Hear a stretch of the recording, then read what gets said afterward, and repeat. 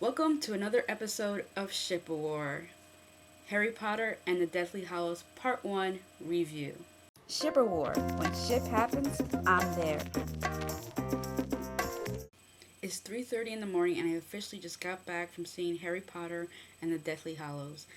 Okay, first up, the movie was the most closest to the book out of all the other films.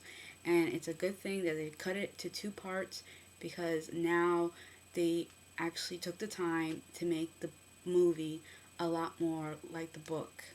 Okay, this show is about shippers, the relationships, the romantic relationships in movies and television.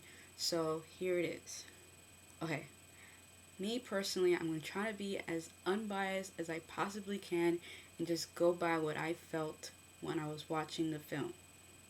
Okay, personally, I'm a Harry and Hermione shipper, but even with that, I have to say I did enjoy the Hermione and Ron scene.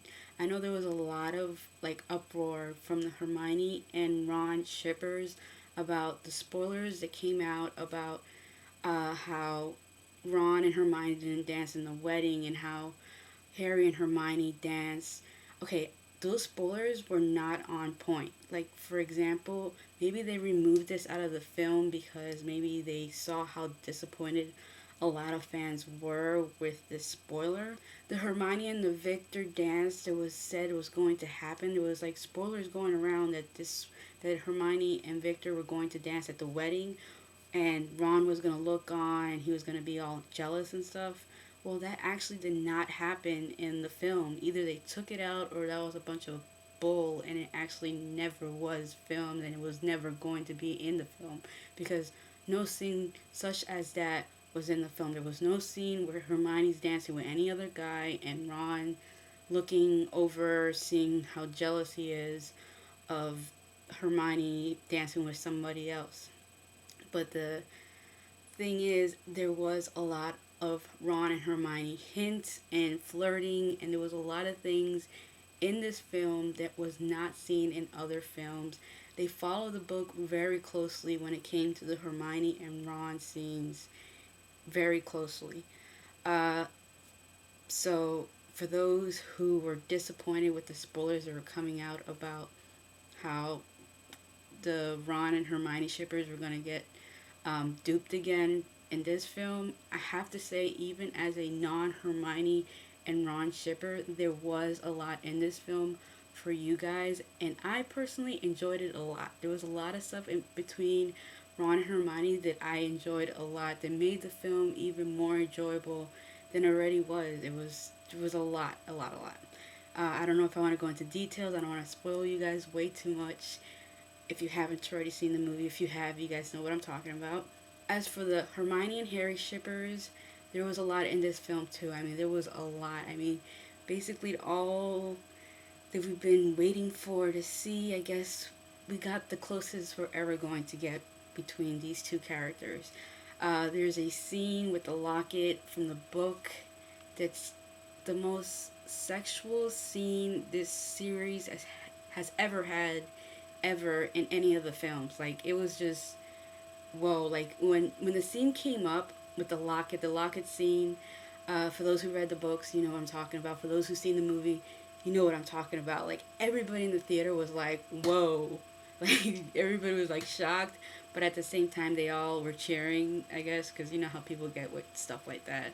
But it was the most sexual scene ever done in the Harry Potter series of films, and it was done very well. I mean, visually, it was great for us Hermione and Harry shippers, but it was also good as a symbol for the Ron and Hermione shippers and what Ron feels for Hermione. So, at the same time, I guess both ships got their cake and they ate it, I guess.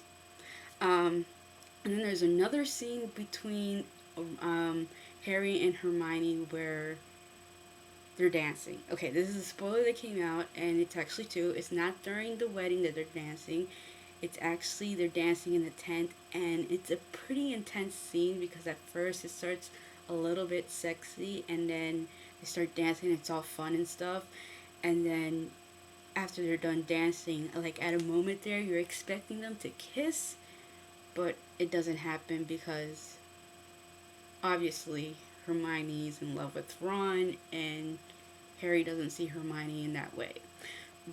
And going to who Harry truly sees in that way, and that's Ginny. And I gotta say that Ginny in this movie was, I don't know, you kind of forgot that she was even in the movie. Like, she's in the beginning of the movie. Yes, her and Harry do kiss. The spoiler that came out about them kissing is completely true. They do kiss. And that's about all you really see of them in this movie. So if you're a big Ginny and Harry shipper, well, you have at least a kiss to look forward to and to hold on for the rest of the film until the second part, where hopefully there's more for you guys to enjoy.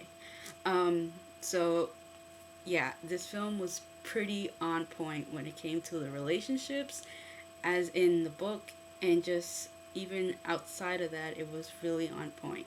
Um, the only complaint that I really have about the film that really bothered me, for those who read the book, you'll know this is not shipper related. I just want to talk about this because it bothered me, and that's the scene where Harry is looking for the Horcrux, the necklace, and he goes to I can't remember the woman's name's office, and Mad Eye Moody's eyes on the door.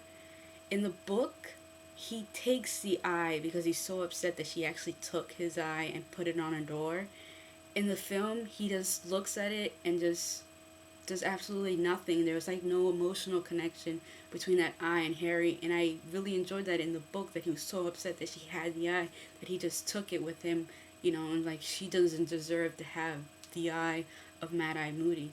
But in the movie, he sees it and he's just like, oh, la di da, just walks away and just completely forgets the eye on the door. I don't understand why they did not have Harry take the eye in the movie. Like, it really didn't. Just all he had to do was grab it and take it and put it in his pocket or whatever, and didn't even have to mention it again. It's just, that's Mad Eye Moody's eye, and Harry deserves it more than anybody else does. But yet, they just didn't do anything. I don't even know why they even showed the eye at all, because what was the purpose if Harry wasn't going to take the eye and keep it for himself?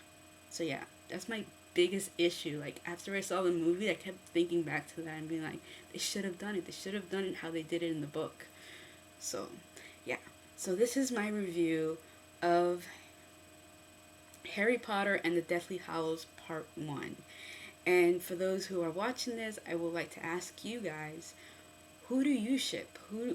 Which is your favorite couple? Is it Ron and Hermione, Hermione and Harry, or Harry and Ginny, or some other completely different couple that I've not mentioned whatsoever? I would like to know. And also, what was your favorite shipper, romantic related scene in the film? My personally was a dance between Hermione and Harry. That scene was very nicely done. It was done very well. So tell me what you guys enjoyed, and if you can, leave it down in the comments, and that'll be awesome. That is all for this episode of Shipper War. Goodbye, and until next time.